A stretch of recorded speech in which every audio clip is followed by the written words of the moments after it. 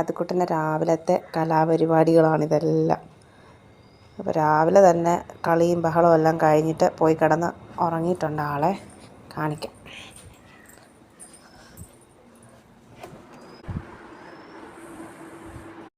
കുഞ്ഞുറങ്ങി കഴിഞ്ഞ് പിന്നെ നേരെ അടുക്കളയിലോട്ട് വന്നു. അപ്പോൾ എന്തൊന്ന് ഉച്ചയ്ക്ക് ഒഴിച്ചുകറി ഉണ്ടാക്കുമല്ലോ എന്ന് വിചാരിച്ചപ്പോൾ തൈര് ഇരിപ്പുണ്ട് ഫ്രിഡ്ജിൽ. അപ്പോൾ തൈര് എടുത്തുന്ന പച്ചമോരാക്കാമല്ലോ എന്ന് വിചാരിച്ചു. ഇവിടെ കൂടുതലും മോരുകറിയാണ് വെക്കുന്നത്. അപ്പോൾ ഇന്ന് ചുമ്മാ ഒരു വെറൈറ്റിക്ക് പച്ചമോരാക്കാമല്ലോ എന്ന് വിചാരിച്ചു. പച്ചമോര് എല്ലാവർക്കും ഇഷ്ടമാണ്, ചോറുണ്ണാൻ എല്ലാവർക്കും ഇഷ്ടമാണ്. അപ്പം എന്നാൽ പച്ചമോരാക്കാമല്ലോ എന്ന് വിചാരിച്ചു. ഇന്ന് കുഞ്ഞിനന്ന് നേരത്തെ രാവിലെ എഴുന്നേറ്റു. അപ്പം അതുകൊണ്ട് രാവിലത്തെ എല്ലാം നേരത്തെ കഴിച്ചിട്ട് 10:30 ആയപ്പോഴത്തേനും ഉറങ്ങാൻ കയറി. അതും അവിടെ ഫുള്ള് നാശം കാണിച്ച് നിരത്തിയിട്ടിട്ടാണ്. അതെനിക്ക് ഒരു കുന്ന് പണി തന്നിട്ടാണ് കിടന്നുറങ്ങിയത്. പിന്നെ ഞാൻ സാധാരണ തൈര് പച്ചമോരാക്കുന്നത് കൊണ്ട് തൈര് ഉടച്ചിട്ട് ആവശ്യത്തിന് വെള്ളവും ചേർക്കും. എനിക്ക് അതെല്ലാം ചതച്ച് ചേർക്കണം. ചിലർ ചുമ്മാ അരിഞ്ഞിടും. അപ്പം ഞാൻ ആദ്യമേ തന്നെ ഉപ്പും കരിവേപ്പിലയെല്ലാം ഇട്ട് ഇളക്കിയെല്ലാം വെക്കും. പിന്നെ ഇഞ്ചിയും കൊച്ചുള്ളി പച്ചമുളകും കൂടെ എല്ലാം ചേർത്ത് ഒന്ന് ചതച്ചെടുക്കും. പിന്നെ തലേദിവസത്തെ കുറച്ച് മീൻ ഇരിപ്പുണ്ടായിരുന്നു. ഇപ്പോൾ ഫ്രിഡ്ജിലിരിക്കുമായിരുന്നു, തണുത്തിരിക്കുമായിരുന്നു. അതും എടുത്ത് വിളിച്ചപ്പോഴത്തേനും ദേ ആൾ എഴുന്നേറ്റ്. കഴിഞ്ഞോ? ഉറക്കം കഴിഞ്ഞോ? ഉറക്കം കഴിഞ്ഞോ? കുയ്.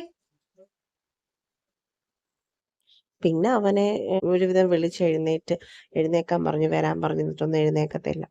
പിന്നെ തന്നെ ചാടി എഴുന്നേറ്റ് അപ്പൂപ്പൻ അവിടെ ഉണ്ട് എന്നും പറഞ്ഞുകൊണ്ട് പോകാമെന്ന് പറഞ്ഞിട്ട് അവനെ വിളിച്ചുകൊണ്ട് വന്നു. പിന്നെ അച്ഛൻ്റെ ആക്കിയിട്ട് ഞാൻ പിന്നെ മീൻകറി എന്നാൽ വെക്കാമെന്ന് വിചാരിച്ച് മീൻകറി എല്ലാം ചേർത്തു. അതെല്ലാം വെച്ചു. കുറച്ച് മീനേ ഉണ്ടായിരുന്നുള്ളൂ. രണ്ട് വട്ടമായിട്ട് വെച്ചത്. തലേദിവസം വെച്ചായിരുന്നു, പിറ്റേ ദിവസം കുറച്ചെടുത്ത് വെച്ചായിരുന്നു. അപ്പോൾ അതും മീൻകറി എല്ലാം വെച്ചു.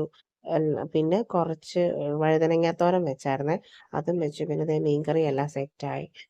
പിന്നെ ചുമ്മാ മുറ്റത്തോട്ടെല്ലാം ഇറങ്ങി. അപ്പം ചെടിയെല്ലാം നല്ലതായിട്ട് നിൽക്കുക. ഒരുവിധം എല്ലാം റെഡിയായിട്ട്. പിന്നെ ഇത് കണ്ടോ, വീട്ടിൽ നിന്ന് ഞാൻ കൊണ്ടുവന്നതാണ് കറ്റാർവാഴ. ഇവിടെ ഒത്തിരി കൊണ്ടുവച്ചിട്ടുണ്ട്, എല്ലാം പോയി. പിന്നെ ഞാൻ വീട്ടിൽ നിന്ന് കൊണ്ടുവന്ന് വെച്ചതാണ്. ഇത് പനിക്കൂർക്കയാണ്. അപ്പോൾ ഇതൊരു വേറൊരു വെറൈറ്റി രസമുണ്ട് അത് കാണാൻ. അത് ഭയങ്കര മണമാണ് അത്. പനിക്കൂർക്കയുടെ വേറൊരു വെറൈറ്റിയാണ്. പിന്നെ വെയിലുണ്ട്, മഴയും വെയിലും കൂടാ.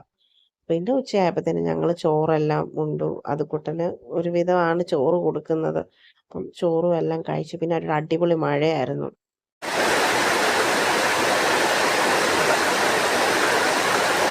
മഴയെല്ലാം കഴിഞ്ഞ് പിന്നെ സന്ധ്യ ആയപ്പോഴത്തേനും വിളക്കെല്ലാം കത്തിച്ചു. പിന്നെ